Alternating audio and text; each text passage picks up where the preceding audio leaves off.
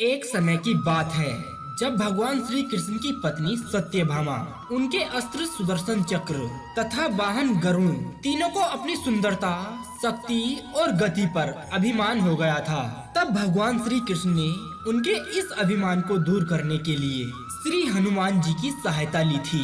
क्या था पूरा प्रसंग, आइए मिलकर जानते हैं आज के इस वीडियो में। नमस्कार दोस्तों, मेरा नाम है मयंक कुमार और आप सभी का एक बार फिर से हमारे YouTube चैनल में तहे दिल से स्वागत है। तो दोस्तों, अगर आप सच में भगवान श्री कृष्ण के सच्चे भक्त हैं, तो आप इस वीडियो को एक लाइक कर दीजिए एवं कमेंट में एक बार लिख दीजिए जय श्री कृष्णा।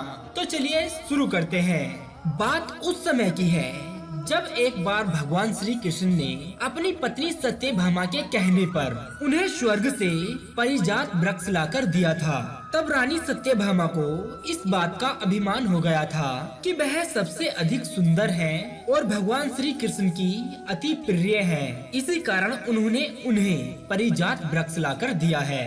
इसी प्रकार सुदर्शन चक्र ने जब एक बार इंद्र के वज्र को निष्क्रिय कर दिया था, तब से उसे भी यह अभिमान हो गया था कि जब भगवान के पास युद्ध में कोई उपाय नहीं बचता है तो वह उसकी ही मदद लेते हैं। इसी तरह भगवान का वाहन गरुड़ भी यही समझने लगा था कि भगवान मेरे बिना कहीं जा नहीं सकते, क्योंकि मेरी गति और मेरे बल का कोई मुकाबला ही नहीं कर सकता है। इन तीनों के इस अहंकार को तोड़ने के लिए एक दिन भगवान श्री कृष्ण ने हनुमान जी का स्मरण किया था। उनके स्मरण करते ही हनुमान जी तत्काल द्वारिका आ पहुँचे।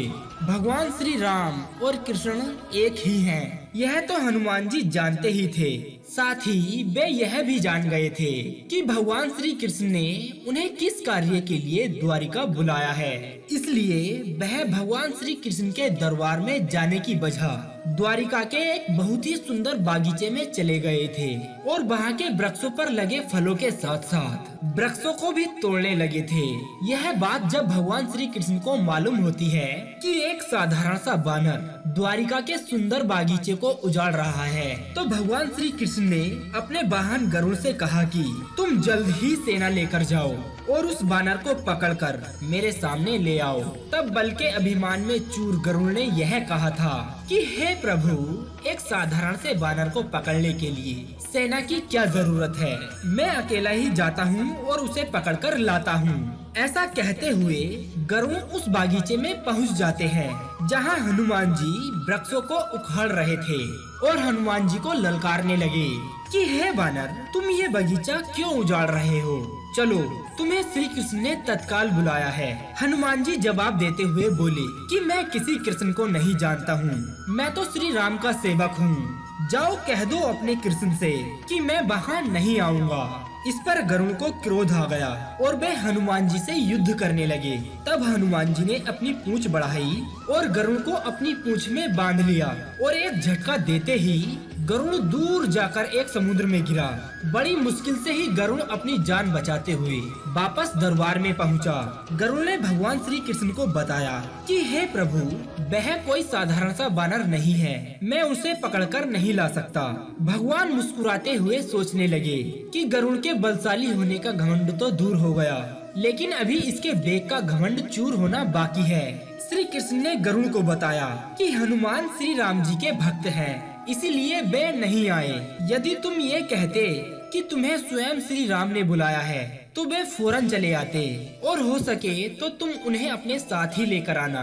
भगवान श्री कृष्ण की आज्ञा पाकर गरुड़ उन्हें ढूंढते हुए वहाँ से बहुत दूर मले पर्वत पर पहुँच गए थे और हनुमान जी से अपनी भूल की क्षमा मांगते हुए उनसे यह कहा था कि भगवान श्री राम ने आपको याद किया है, आप मेरी पीठ पर बैठ जाइए, मैं आपको शीघ्रता से उनके पास पहुंचा दूंगा। हनुमान जी प्रभु की यह लीला भी समझ गए थे, इसलिए उन्होंने गरुड़ से यह कहा था कि तुम चलो, मैं तुम्हारे पीछे ही आता हूँ। इधर द्वारिका में भगवान श्री कृष्ण ने स्वयं राम का रूप धारण किया और सत्यभामा के साथ सिंहासन पर बैठ गए थे और सुदर्शन चक्र को यह आदेश दिया था कि तुम द्वार पर रहो बिना मेरी आज्ञा के कोई भी महल में प्रवेश न कर पाए।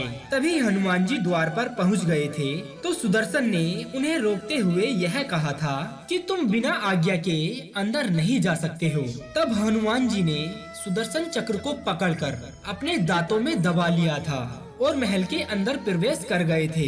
हनुमान जी ने सिंहासन पर बैठे कृष्ण रूपी राम जी को प्रणाम करके उनसे यह कहा था कि हे प्रभु, माता कहाँ है? आपके पास उनके स्थान पर यह कौन दासी बैठी है?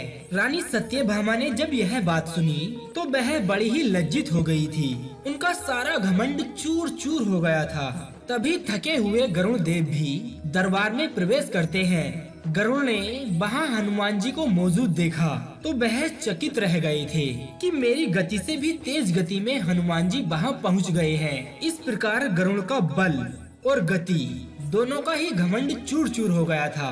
तभी श्री राम ने हनुमान जी से यह पूछा कि तुम अंदर कैसे प्रवेश कर गए? तुम्हें क्या दरबार पर किसी ने रोका नहीं था?